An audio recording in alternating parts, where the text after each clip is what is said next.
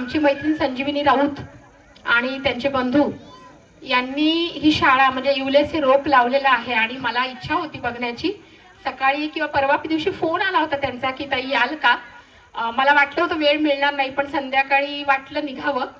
आणि खरं तर कसं मी असो किंवा आमचे जाधव सर बंधू असतील आमचे, आम्ही फार मोठ्या मुलांच्या गदारोळात असतो, त्या घोळक्यात असतो आणि खूप दिवस झाले शाळा म्हणजे आम्ही शाळेत असतानाची आमची गॅदरिंग असेल किंवा आम्ही महाविद्यालयात असल्यामुळे आम्हाला महाविद्यालयातच बोलवलं जातं। त्यामुळे एकंदरीत मला वाटलं आमच्या मैत्रिणीने सुरू केलेली ही लहान मुलांची शाळा बघूया, मैत्रिणींचं कौतुक बघूया आणि त्या निमित्ताने आम्ही खरं तर इथे आलो आणि आम्हाला उशीर झाला। खरं तर ताई म्हणाल्या की तुमच्याच हस्ते उद्घाटन आहे, तुम्ही प्रमुख उपस्थिती आहात, पण आम्ही ठरवलं होतं जो भी कुछ हो जाएंगे जाएंगे जरूर आणि आम्ही आलो।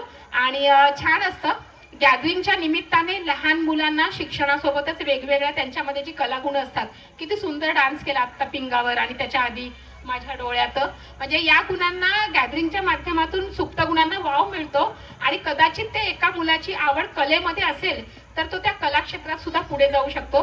मी नेहमी आमच्या कॉलेजमध्ये म्हणत असते की मोठ्या मुलांना काय सगळे शिकवतो आपण, येतात नाही येतात, पण या लहान मुलांना घडवणं खरंच खूप जिकरीचं काम असतं।